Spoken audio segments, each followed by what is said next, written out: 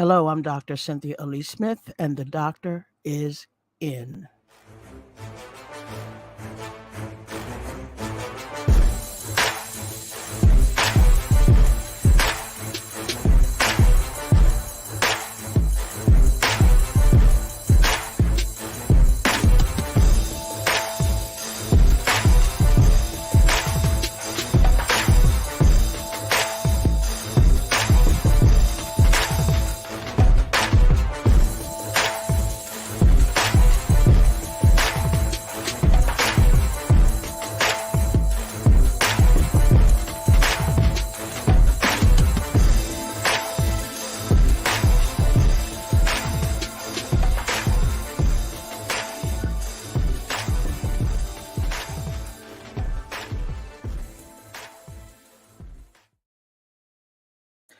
Hi, as I said before, excuse me, my name is Dr. Cynthia Lee Smith, and I am an anti racism, anti white supremacy educator and essayist, specializing in essays and presentations and videos with alternative views on race, racist color, racist character, racism, and white supremacy.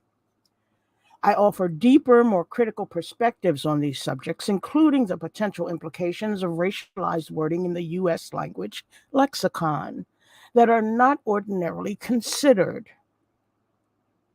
Now, as everyone knows, especially my light bulbs, excuse me, I think I'm catching a cold.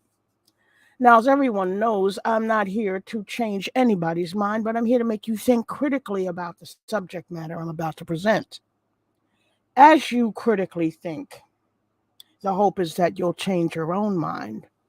And I want you to also understand, those of you who listen or who pay attention to what I'm saying, understand that it's not meant to be comfortable, but it's meant to make you think. Now, I'd like to do just a little bit of housekeeping, what I call my housekeeping here, and that is to explain what you need to know. Excuse me one moment.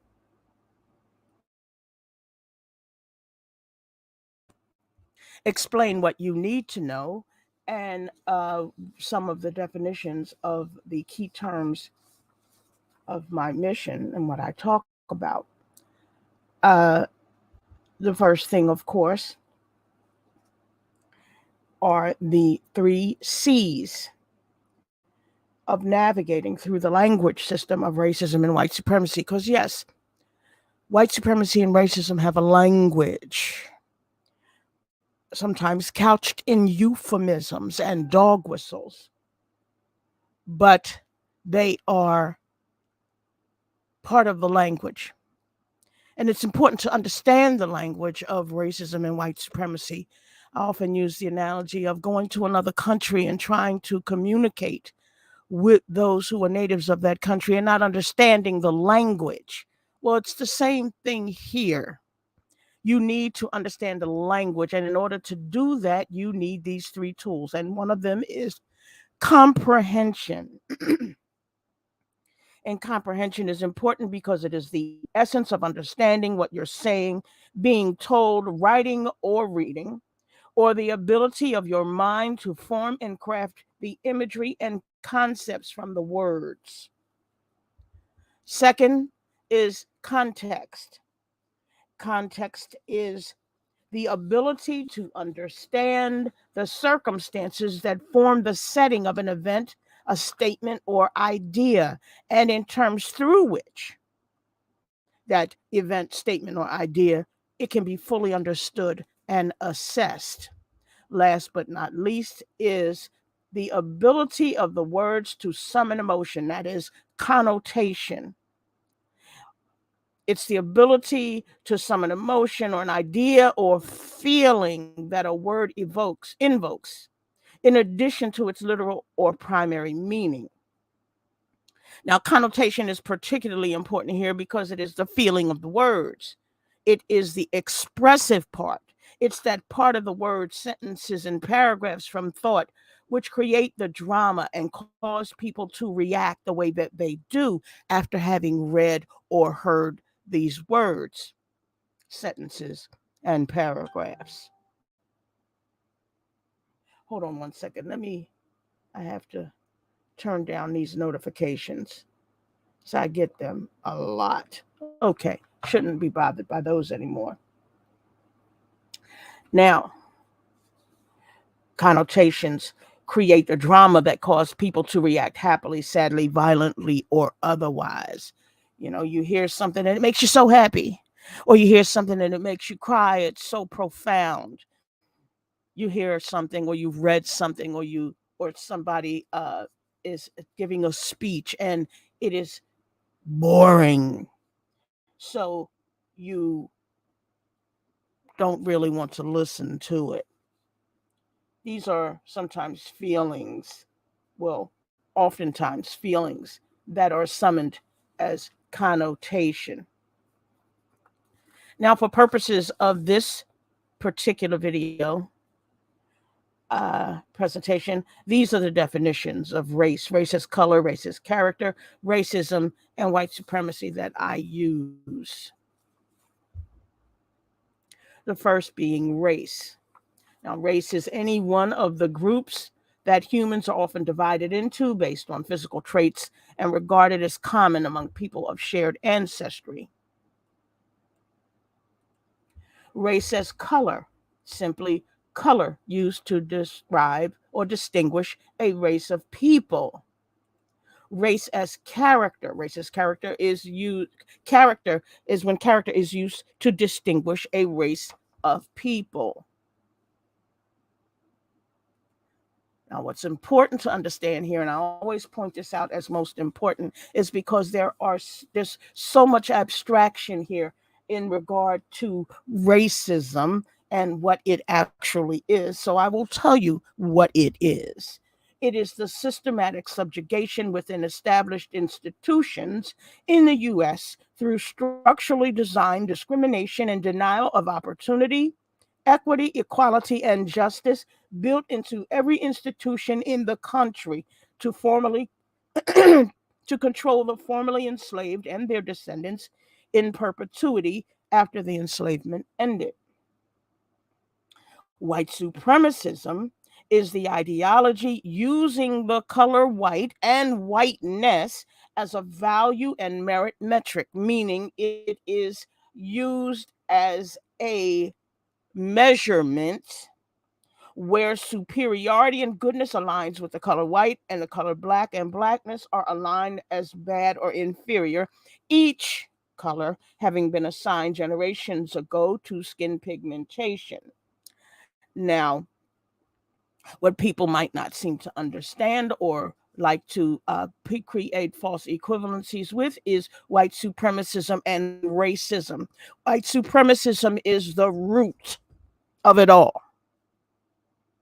Racism is the mechanism or the tool or the system through which white supremacism is allowed to perpetuate. It is what makes or continues white supremacism, because racism is needed in order to create the boundaries necessary to inflate the feigned superiority of white people. This is why racism was put together, because they needed something in order to continue to perpetuate that ideology. Next is white supremacism, the ideology using the color white and whiteness as a merit metric. I said that before. Whiteness is the theory that skin pigment or the assignment of the color white to imply skin color. I want to say that again. It's the theory that one's skin pigment or the assignment of the color white to imply skin color, because we all know that so-called white people are not really white skinned. Okay, no more than black people are really black skinned. The reason why those colors are used is because those colors already have definitions that live outside of racism and are perpetuated by religion and other forms of superiority, where white means good and black means bad. So it was easy for them to assign that color to imply skin color. Get it? And it grants the individual with certain natural rights and privileges. And the indoctrinated perception of whiteness is complete sovereignty over and above everything else on the planet Earth. Now, value is important here, and I also include that as part of the definitions. It is the desirability of a thing, often in respect to some property, such as usefulness or exchangeability, worth, merit, or importance. Meaning, the value of something depends in white supremacy. The value of skin pigment depends on whether that pigment has been assigned the color of white or black, not brown, not yellow. The binary is black and white. So now, having gotten that out of the way, it's not really in the way in the first place, but having gotten all that housekeeping done so that you understand what it is, you can build the context, build on the context that I'm going to be presenting here. Um, I'm going to be talking about an essay that I wrote a few days ago, and a response that I got from an individual named David Louis Klein. Now, the reason why I'm pointing him out is because he wrote a rather large rebuttal to that essay. And I thought it was important here to read his rebuttal and then to read my response. But before I do that, I want to read again the essay called Democracy. Black America Never Had a True One to Begin With. You can find that on Medium. And I also did a video essay on it here on YouTube. I think it's important to read this again only because I think it's important to read this again mainly because it will help it'll help with the context of his rebuttal. So I'm going to begin with the essay. I There is a gross misconception about democracy and the possibility of losing it in America today. In fact, gross misrepresentation might be the better term to use in describing the issue of America's democracy, fascism, and authoritarian rule, especially as those terms relate to American Black people. I came to the conclusion long ago that white people, whether considered allies or not, are under the mistaken impression that all Americans live in a democracy today. And I want you to pay special attention to that because part of the rebuttal that I received from Mr. Klein is almost textbook in terms of having that mistaken impression. So I came to the conclusion long ago that white people, whether considered allies or not, are under the mistaken impression that all Americans live in a democracy today, and the notion of an end to it is cause for Black America to intersect their collective body into the fray to discuss and debate the issue both as an intellectual exercise and as a call to action. Now, this is not to imply Black America has no dog and pony in this show, quite the contrary. Black America has lived without a true democracy ever since the enslavement, and especially since Reconstruction in the 13th through 15th Amendments.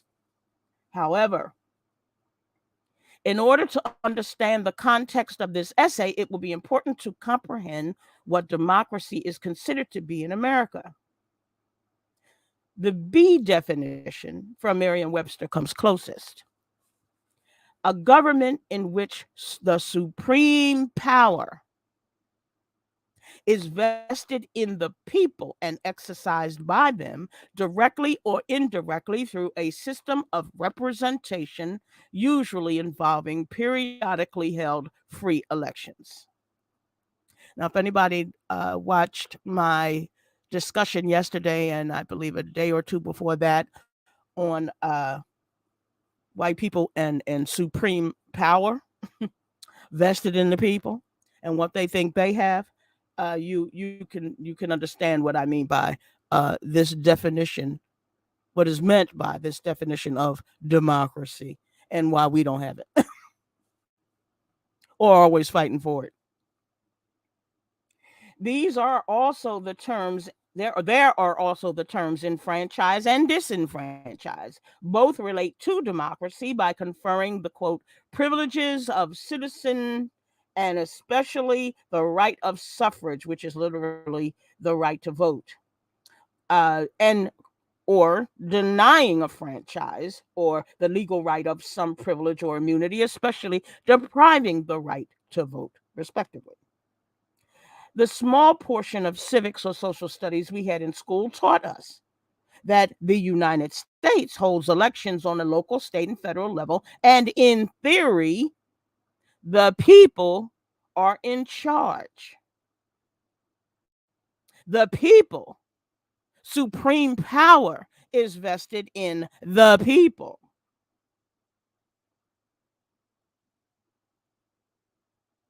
The reality is that Black people have never really been, quote, in charge of anything political or relating to democracy, even when we elect people for office in local, state, and federal venues. Recently, I found myself in an online discussion with a white individual about Trump voters. Now, this isn't David Louis Klein, because I'll get to him after this essay. So I was in a discussion with a white individual about Trump voters, Trump supporters, and Trumpers, and how we should listen to Trump voters, whether we agree with them or not, implying there is a difference between the three types. I must say, the post intrigued me and was the inspiration for this essay in the first place. So I do thank that individual who wrote that uh, comment. Of course, the connotations behind the so called differences in the three types didn't escape my emotions. I immediately and defensively said, unlike you, I am neither willing nor interested in listening to people who I already know want me dead or in bondage. This is where the distinction between the three types was explained. And of the three, Trumpers were considered the worst, suggesting Trump voter was the ideal type to consider hearing out. That always cracks me up when I read that, or I read that description of the three types of Trump people, or the three types within the Trump cult. I wrote this comment to him, and I am reiterating it here. Why the idea of a discussion with a Trump voter is still ridiculous for me as a Black person in America with a descendants bound to the enslavement. I do not treat politics in this country the same way as my white counterparts, and therefore have no use for the other side of the Bud Light faction of Trump types. I have lived experience with the other side of all three types. The truth of the matter is, white people have never experienced the kind of disenfranchisement experienced by my descendants and I over the generations. They would never relate to the subjugation and suppression in terms of opportunity and access to the vote, despite the 15th Amendment. And because of that, any discussion of politics and democracy is experienced differently for me. For me, discussions on the climate, economics, health, medicine, housing, and other issues are always going to be prefaced by systemic racism. Why? Because I keep my lenses on. I understand the language. To people who believe racism is open to debate over its efficacy in reality or exists in a vacuum, is somehow only related to individual love and hate, or exists for both Black and white people as a shared experience, no, I will not be having any conversations to discuss the pros and cons. For me, democracy is enfranchisement. And until these same people stop suppressing my right to opportunity and access to democracy, that right to vote, then it will remain a gross misrepresentation to discuss democracy as though Black people have enjoyed it with the very people now so afraid to lose it. Now, I'm going to introduce to you Mr.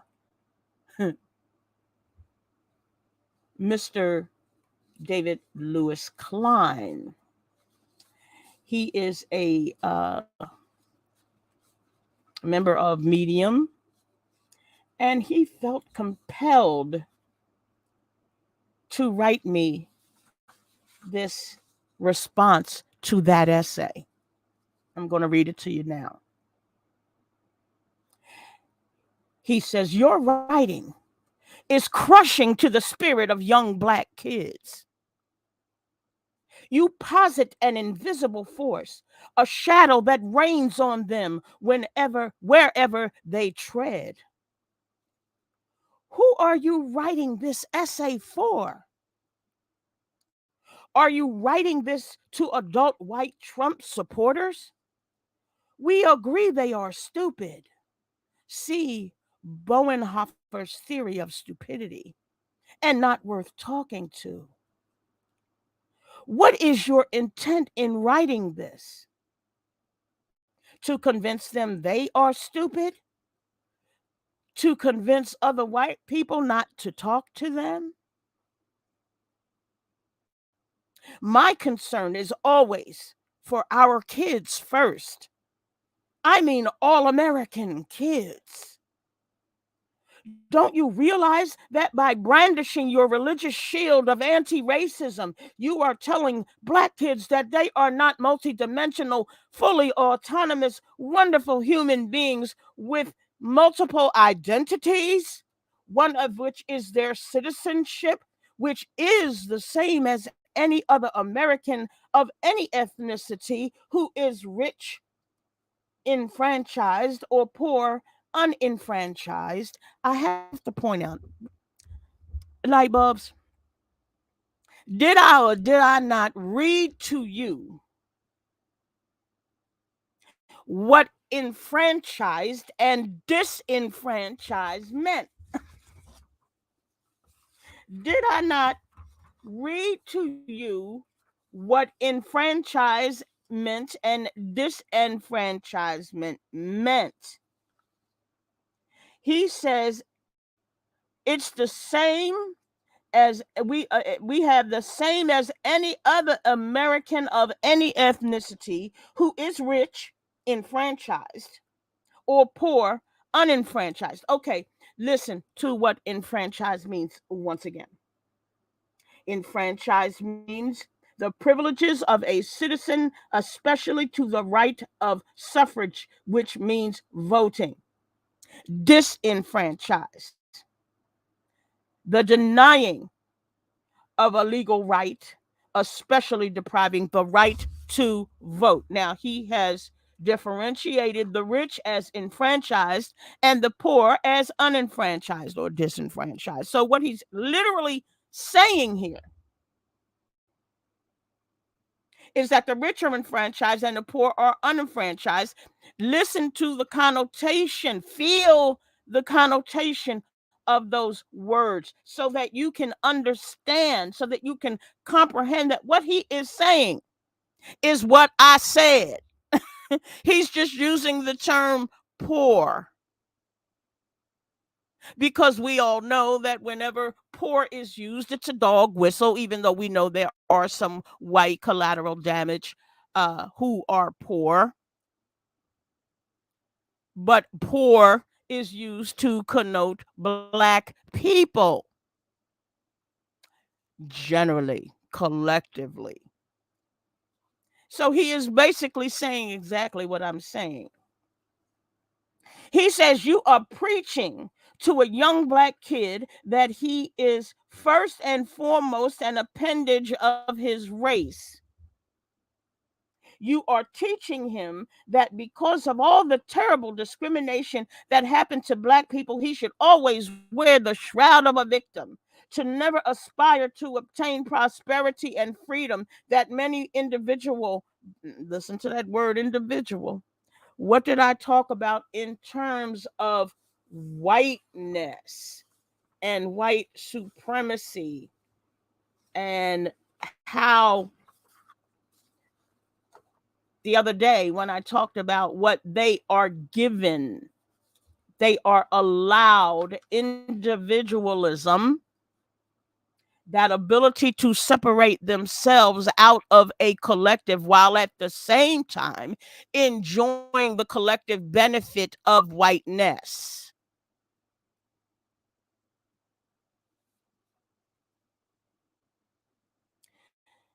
I sound like trees. Now they done gone and made me cracks me up with that. But anyway, you are teaching him that because of all the terrible discrimination that happened to black people, he should always wear the shroud of a victim, to never obtain the prosperity and freedom that many individual black Americans achieve because they don't ascribe to the nonsense. Now he calls it the nonsense of anti-racism. Because they don't ascribe to the nonsense of anti racism. So basically, he's saying here to be against racism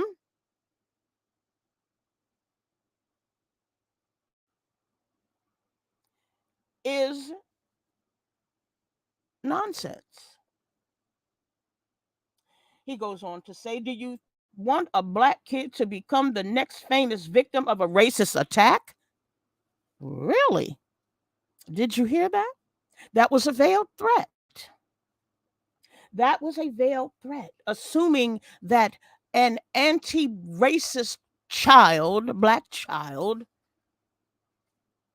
could become a victim of a racist attack. I call it a white supremacist attack because I don't give them the power, or become the next great inventor, as so many already have been. I want you to understand, and I'm going to finish this up, but I want you to understand the gaslighting that is going on in this rebuttal and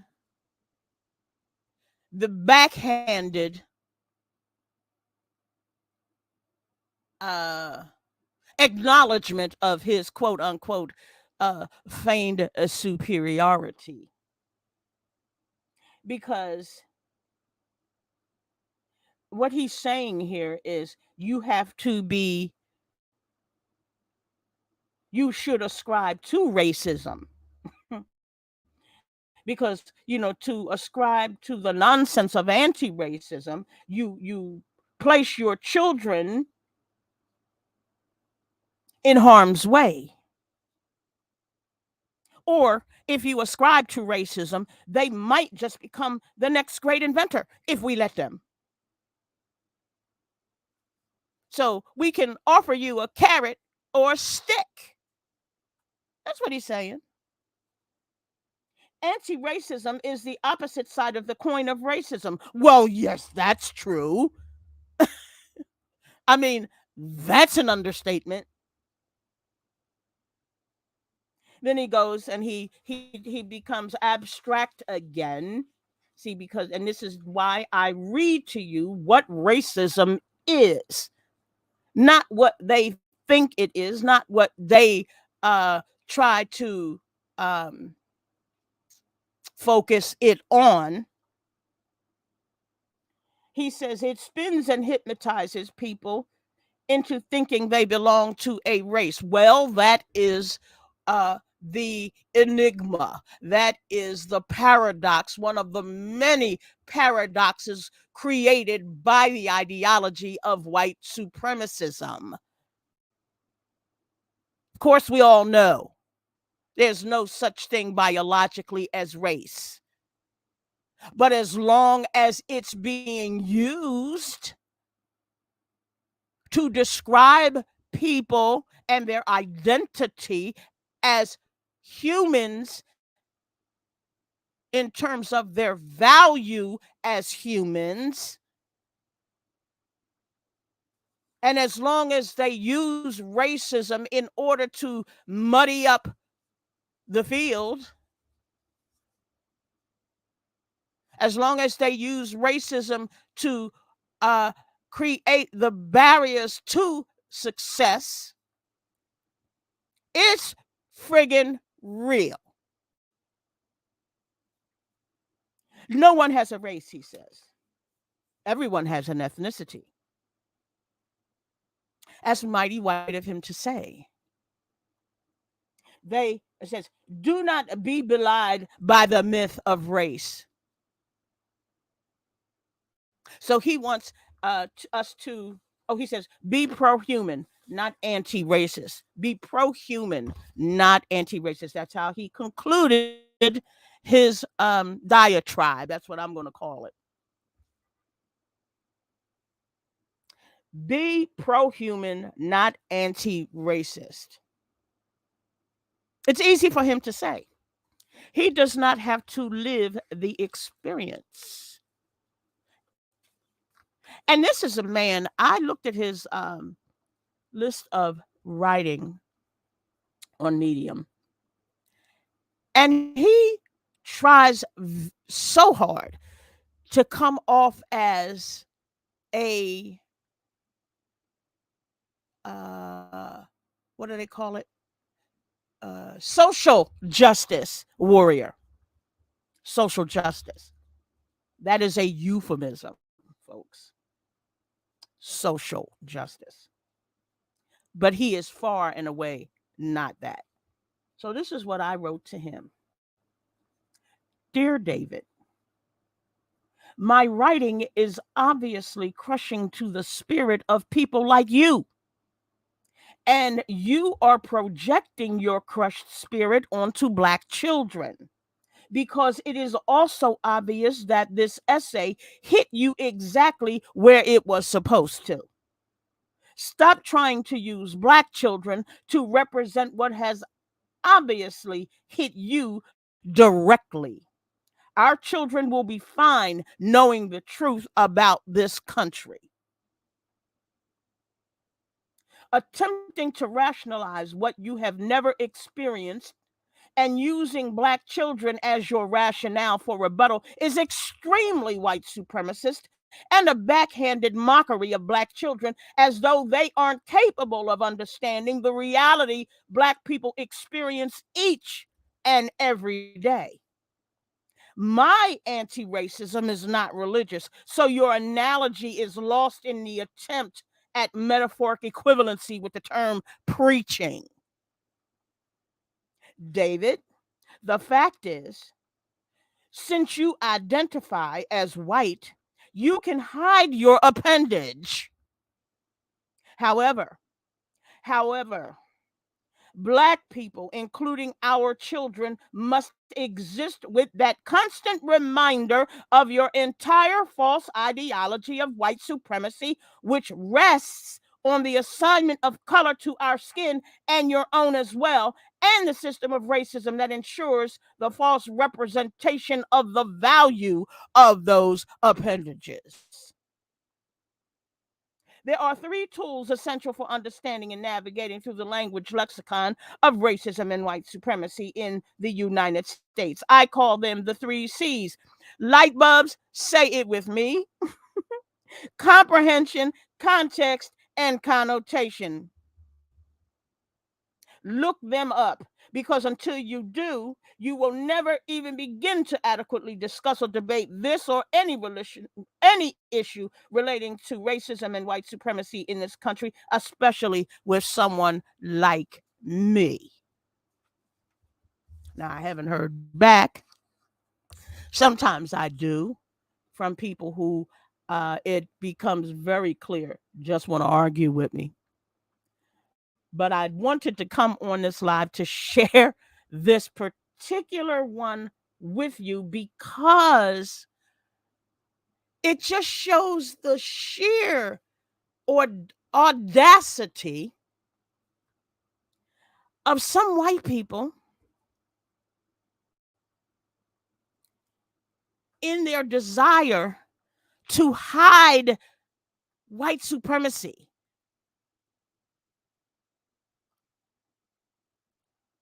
They want to hide the fact that this is the overarching root of their problem, their psychosis.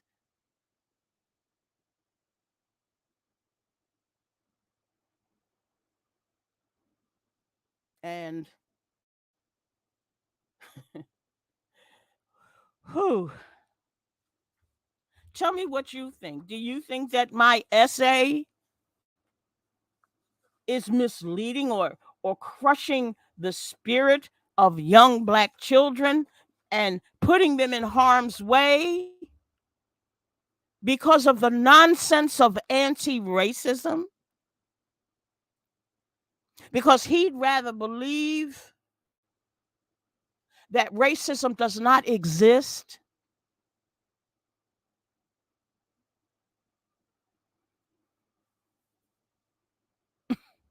because he thinks racism does not exist. That's what all this was about. I have a few people in class today. I have Rosetta Brooks, Gigi, Sam. Hi, coffee, wine, and water. How are you? How are you? Thank you for coming to class. Yes, you had to. I was getting. I got upset. Oh boy, I tell you, my trees is really rubbing off on me. I done took her name that she gave me, Auntie Dr. Cynthia. I love it. Yeah, they're trying to rewrite history. Definitely trying to rewrite history. Sam. Um, you said coffee, wine, and water said done got me up. Yes, done got me upset. Yes, absolutely, absolutely.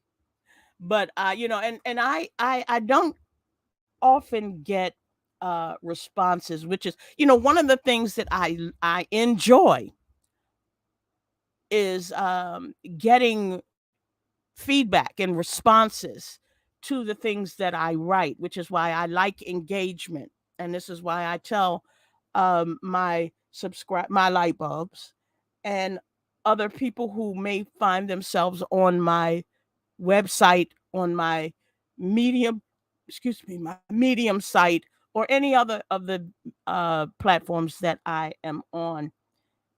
I enjoy the feedback, good or bad.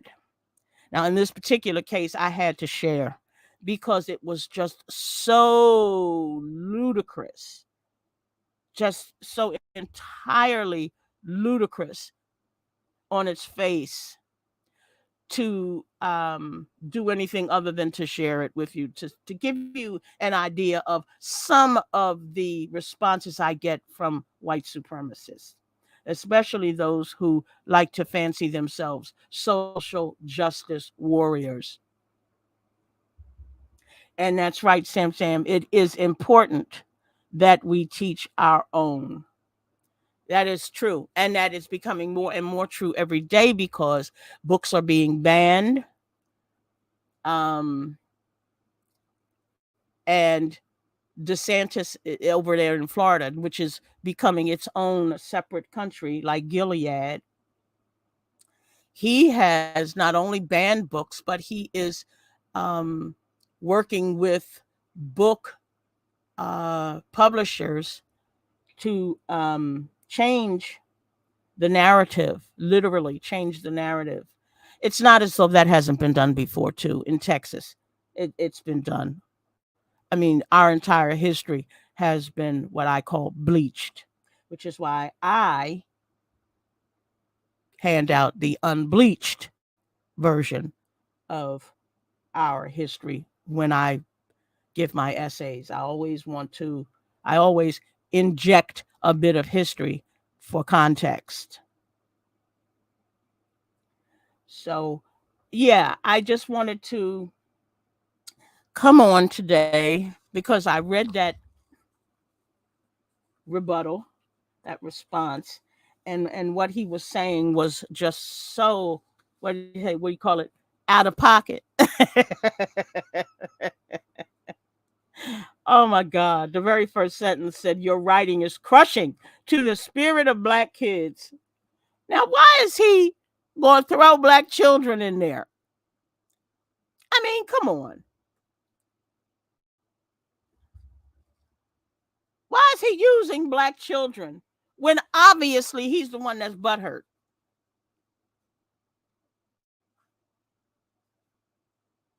And then he tells me, I posit an invisible force. If I don't know whether any of you have read this essay, or I do believe I also have a video version of it here on YouTube. And um, it is, it talks about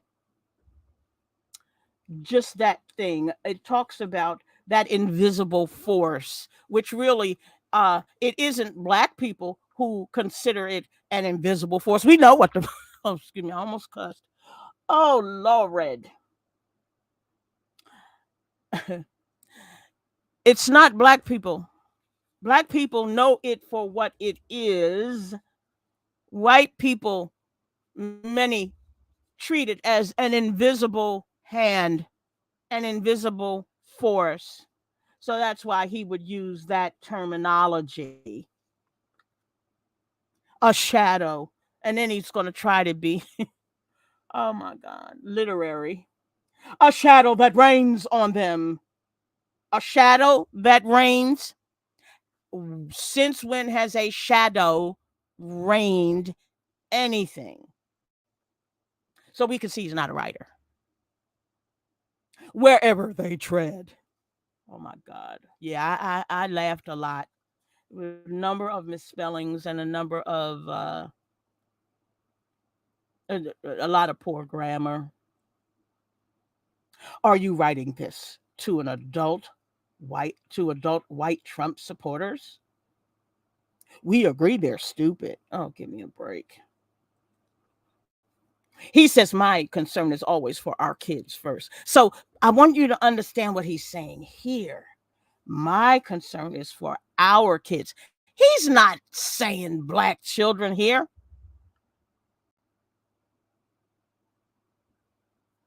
He's not saying black children. My concern is always for our kids first. He is, and then he goes and says, I mean, all American kids.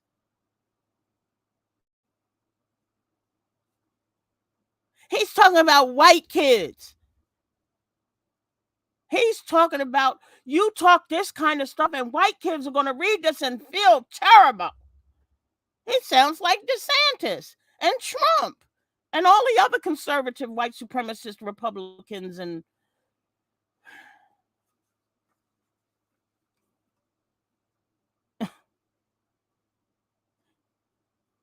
brandishing my religious shield of anti-racism, as though anti-racism has some sort of religious connotation, perhaps. I don't get any religious feelings out of being anti-racist. Do you? Light bulbs? I mean, if there is anything religious it is in white supremacy. Think about that. Religion dictates that anything white is pure, chaste, and anything black is devilish, evil. White is holy, precious. So if there's anything religious, the religious connotations come from white supremacism, not anti racism. Anti racism is to be against racism, to be against. And what did I say racism was, ladies and gentlemen? What is racism?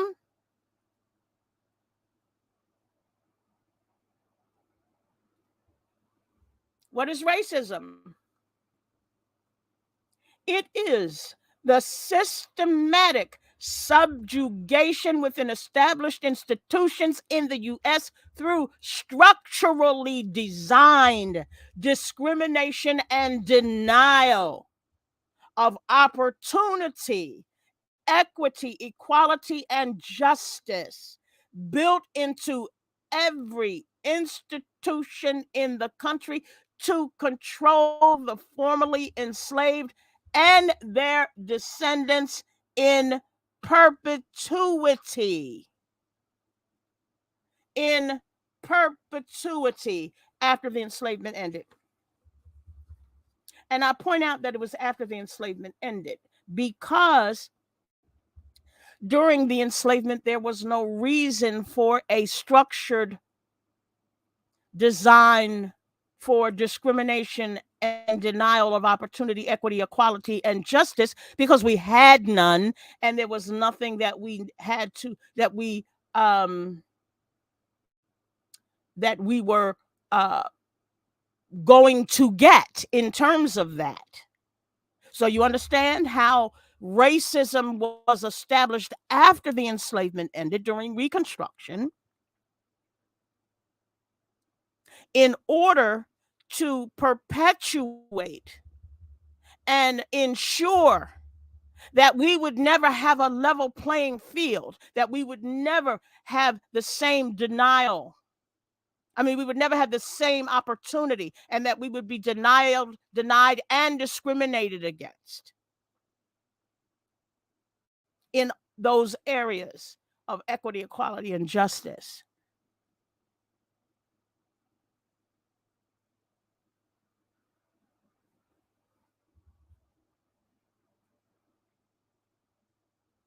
So that is what's important to understand here in terms of why this individual is one, a white supremacist, and two, extremely butthurt by that essay that I wrote. Extremely. And he can say what he wants to say. No one has a race. Everyone has an ethnicity. Now, that right there is a ridiculous statement because ethnicity is a bit contrived as well. Because if we are all humans as he purports in this, then we shouldn't even have ethnicities. We should be all the same. We're all the same. We're what? We should be equal in all ways, right? Wouldn't you think? Wouldn't you think that we would be considered equal in all things as humans?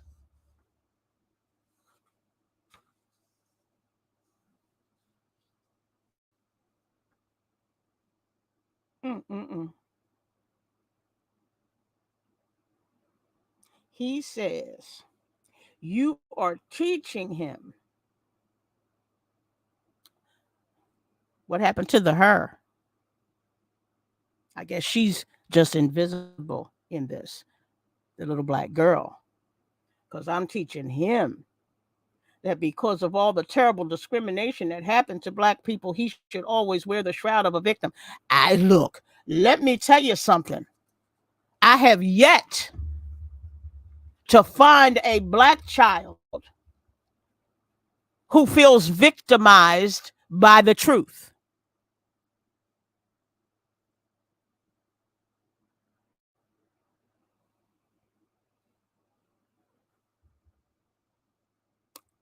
Come on. What child do you know is victimized by the truth? They become victims when they don't know the truth, and then they are they work hard. They work so hard to get those good grades. They work so hard to get into college, and some of them just don't make it. They don't get in. And what do? They look at themselves, they internalize, they say, maybe it's because of me. It's probably because of something I am lacking. It's probably because of some defect in me.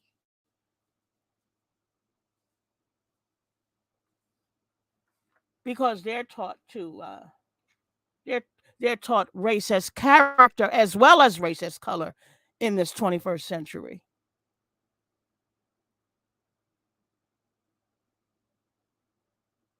They're taught your character is flawed. Why? Because you are flawed. We even have some of our own uh, legislators who blame the children for what is going on here in America.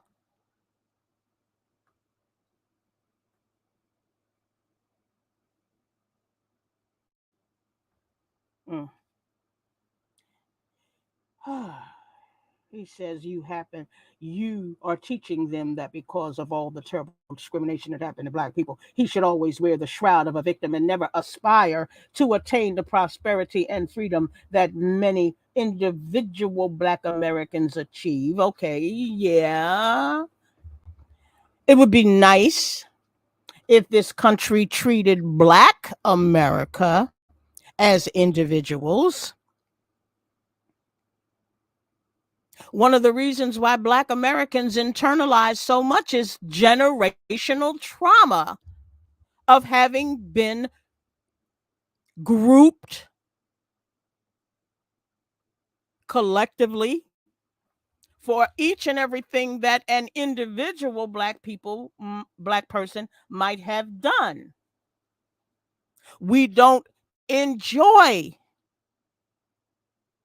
individuality. We don't get that. That's part of what happens in a racist and white supremacist culture. We don't get to be individual. Something happens, a black person does something, not damn it, the whole, I've heard a few things lately where the woman who pretended she was kidnapped has wrecked it for the entire race. No, no, no. Black people, stop doing that. Stop doing that. Stop doing that. She is what? She is an individual. If we're going to want to be individual, then we have to start treating ourselves that way as well. It's okay to be united, but a lot of the same people who will say she has wrecked it for the entire race are the same people who say that we're not united. Do you see how oxymoronic that is. Do you see the dichotomy inherent in the thinking that you can be united that way, but not united in any other way?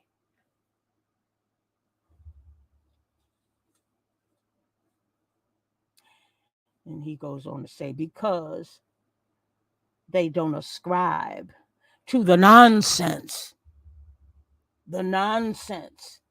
of anti racism. Oh boy, he said all that to get to the meat of the matter, the nonsense of anti racism. And then he contradicts himself and says anti racism is the opposite side of the coin of racism. Yeah, it is the opposite side of the coin. In a sense, because what he should have said is anti racism is the opposite side of the coin of pro racism. See, but he can't put in pro because he's going to tell on himself.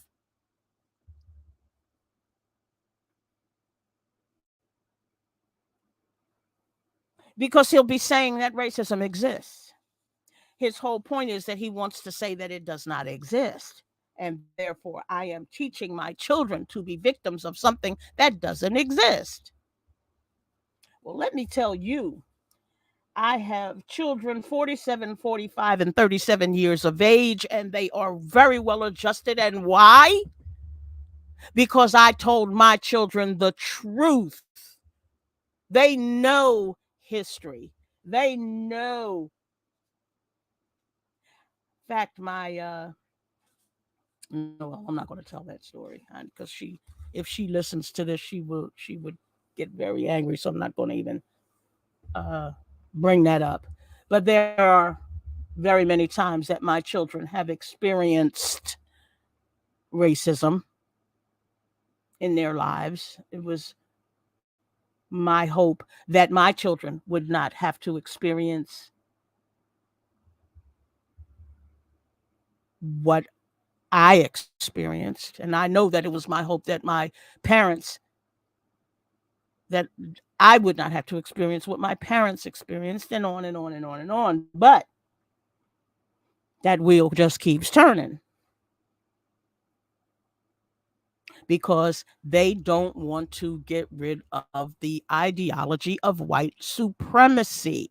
Racism would disappear if the ideology of white supremacy no longer existed. Understand? Racism is what they use. It is a system that was put into place in order to perpetuate that ideology because there would be no way. I mean, there would be no way to control who gets what. I mean, let's face it, in those small areas where we have attained a measure of equity and equality, say sports, for example, you see what happened.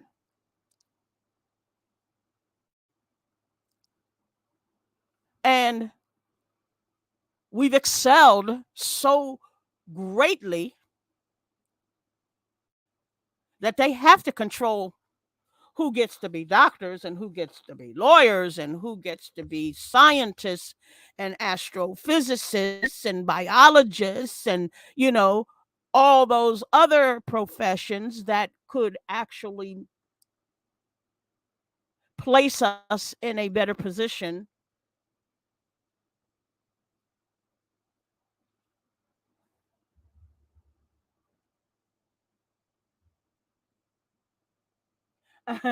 Coffee, wine, and water says your classroom feels like our den when I was a child.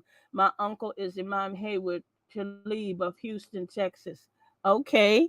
Yeah, I'm glad. That's right. That's good. We should have more discussions, especially among people, our people who have elders. Listen to the old people. Listen to the old people if you are so blessed to have people in your family who have attained a certain measure of age and wisdom that comes with that age.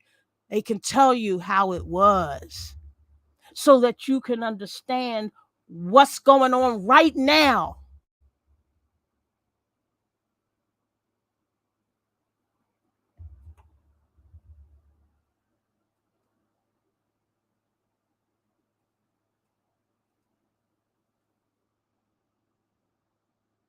So you can understand, so your kids can understand what's going on right now. They are banking. White supremacists are banking on the history of this nation as it relates to black people. They are banking on it disappearing. They are banking on us not having it to tell our children.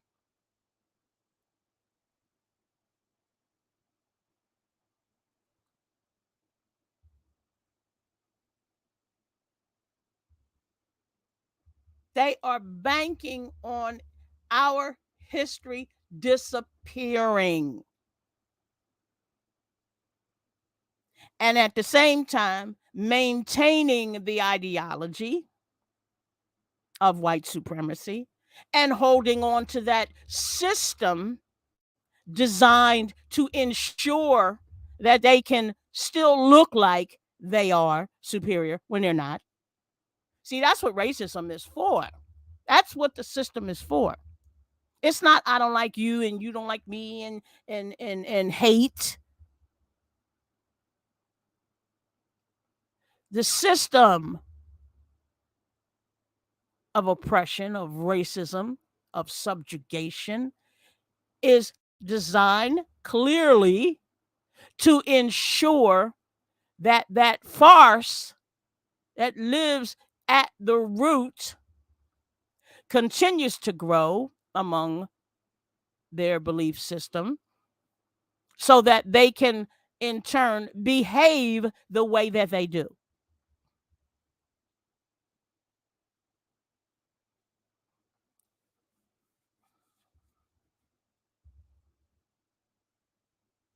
So, anyway, I'm all tapped out now.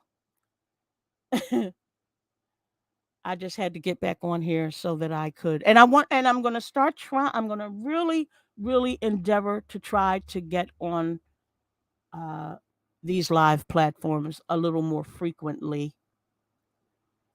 if my light bulbs want that. I noticed that I have a few more light bulbs than I had before. Hey, coffee, wine, and water. I will endeavor to get on a more and more often to talk to you about these subjects um, because it's so important. Thank you, coffee, wine, and water. I appreciate that. I appreciate all my light bulbs.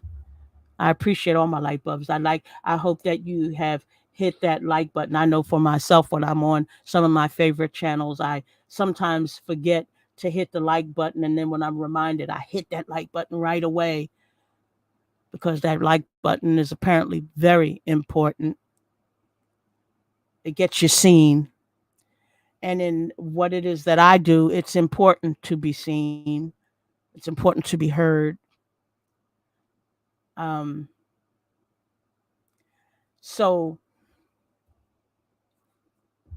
Do hit the like button. Do subscribe if you have not already. Do share this video with people who you think may be interested in learning the unbleached truth. And oh, thank you, Coffee, Wine, and Water. Yes, this goes for Facebook as well. Do like, do share, do follow me on Facebook. I'm on TikTok. I'm on Discord. I'm on Coffee. I'm on, gosh, so many platforms now. I don't always post to the platforms. I'm on Threads. I'm on Mastodon. I'm on Instagram. On Instagram, I have a link tree that will take you to any of the platforms that I'm currently on. So if you just get on Linktree, uh, find me, and hit that Linktree. You can actually you can subscribe to Linktree, which will enable you to get all of the notifications from all of my platforms. I am serious about people listening and learning. That is my mission, to educate before I tap out of here. So, with that, I'm going to say goodbye for now. I really appreciate the fact that you guys stuck around. Sam, Coffee, Wine, and Water, Rosetta, my Rosetta. Yes. The people that I have. And Gigi. Hi, Gigi. I want to thank you for coming to class today. And I appreciate you so much. I'm getting close. I'm almost at about 850 light bulbs right now, and pushing forward. The more people that listen and learn, the better. And Facebook, like and follow all these other platforms that I'm on. Like and follow, subscribe and share. I'll talk to you later.